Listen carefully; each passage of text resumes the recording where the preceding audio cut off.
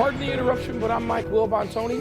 A Swedish man set a Guinness World Record by shoving 81 matches into his nostrils.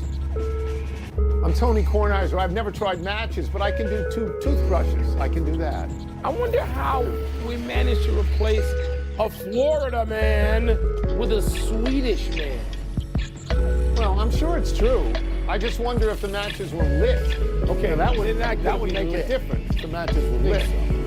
Hope not. That'd be something. Welcome to PTI, boys and girls. In today's episode, Lane Kiffin has a decision to make. James Franklin takes over at Virginia Tech, and Jeff Saturday joins us for 5 good minutes. But we begin today with last night's Monday night game in which the Dallas Cowboys went on the road and throttled the Las Vegas Raiders. It seemed the Raiders never threatened the end zone. The Raiders are now 2-8 in Pete Carroll's first year there and are headed for their 4th straight losing season. Wilbon, what do you make of Pete Carroll's Raiders so far and going forward? Tony, they're not even Pete Carroll's Raiders to me. Pete Carroll's a guy who went there to try to save them like a line of other coaches. Not Pete Carroll's Raiders. I don't judge Pete Carroll's career by the Raiders. I don't even associate Pete Carroll's career with the Raiders. The Raiders are irrelevant. They've been irrelevant for a long time. They're even more irrelevant than the Cowboys, who are quickly becoming irrelevant because nobody under 48, 50 years old can remember when the Cowboys were any good in the postseason. So I know, people could think their viewerships skyrocket because the Raiders and the Cowboys, these are 2 irrelevant teams, and particularly the Raiders right now, whose star rookie running back carried like 6 times for 7 yards or 7 times for 6 yards, I forget. And you look at this and you go, okay, they're on. People can remember of a certain age when they mattered. They don't matter now. Yeah, I'm not going to disagree with most of that. The Raiders at the moment are awful. Pete Carroll is a great coach and he can't do anything with them. They're on their way to their 23rd consecutive season without a playoff win, which is remarkable. Considering what the Raiders were, that's a remarkable number there. They're in the bottom of the bowl with the Jets and with the Browns and with the Titans and with the Saints. Their quarterback, Geno Smith, through 10 games, has 12 touchdown passes and 13 interceptions.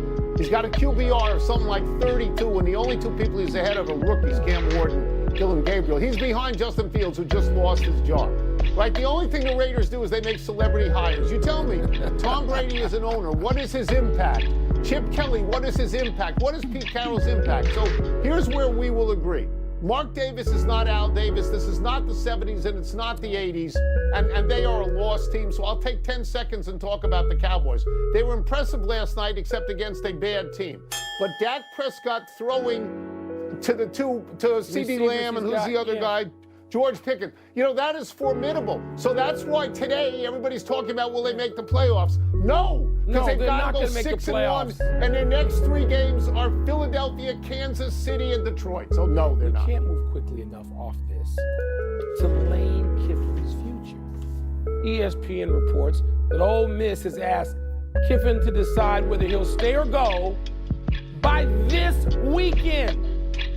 Kiffin told Pat McAfee today there's been no ultimatum. But both Florida and LSU have reportedly flown Kiffin's family members in for visits the last 2 days. Tony, would Ole Miss be smart, to impose a deadline on the coach that's led them to a 10-1 record now? So in situations like this, where the dynamic exists like this, almost all the power rests with the coach. Almost none of the power rests with the school. The school is obliged to pay the coach the money they agreed to pay him when they offered it to him and he signed a contract, right? That's other than that, they can just go pound sand as far as I'm concerned. If they want Kiffin to stay, they've got to do what they would do with a quarterback or a tackle or a DB. They have to tear up the existing deal and give him more money. They have to show him more money, and see if that's going to keep him. To answer the question directly, I think they're sort of right. It's within their rights to do this. But at that point, if Lane Kiffin calls their bluff, are they going to fire him? I don't think they're going to fire him. Lane Kiffin has, at that school at Ole Miss, The last 5 out of the last 6 years, he's had double-digit wins. That equals the entire amount in the previous 50 years for that school. You're not going to fire him. It's just that simple. So what it feels like, Mike, is if there is an ultimatum on any level, you're cutting off your nose to spite your face. Well, there is no rational ultimatum. Tony, here's a couple of things. One, you would ask yourself, if you're looking at this from the outside or if you're a trustee there or something, is money going to keep Lane Kiffin?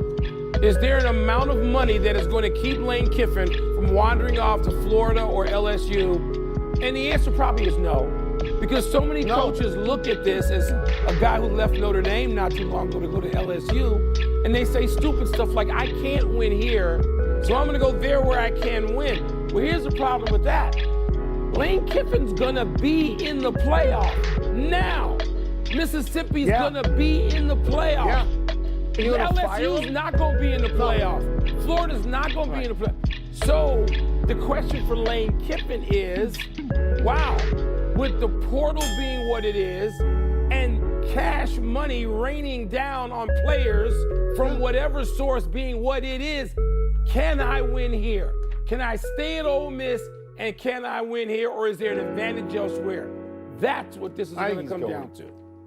I think he's going to go somewhere else because they're better football schools and they have more money. So I think Ole Miss is going to have nothing more than a Pyrrhic victory, not a real victory. Let's stick with college football and coaches. The big news is someone who actually took a new job and is not letting his family fly around the country on private jets to look at possible coaching sites.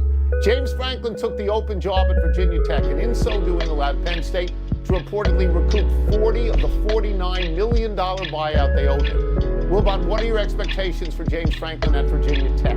I expect him to return Tech to where Tech was during Frankie Beamer time. I expect Franklin to get them up toward double-digit wins. It doesn't mean I think they're going to win a national championship.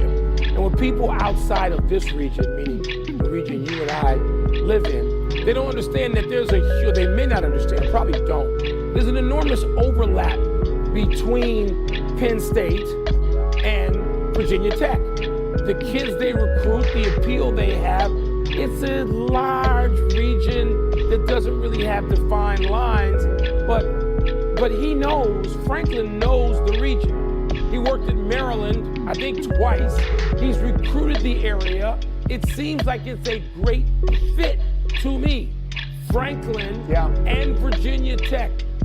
A much better fit than him trying to go off to LSU or Florida or someplace. No, he knows this area. He knows the high schools. He knows all about what goes on between, at one end, the southwestern end of it, Virginia Tech, and the northeastern end of it, Penn State. And it seems like a good hire. Yeah, I don't disagree with that at all. I mean, the first thing you have to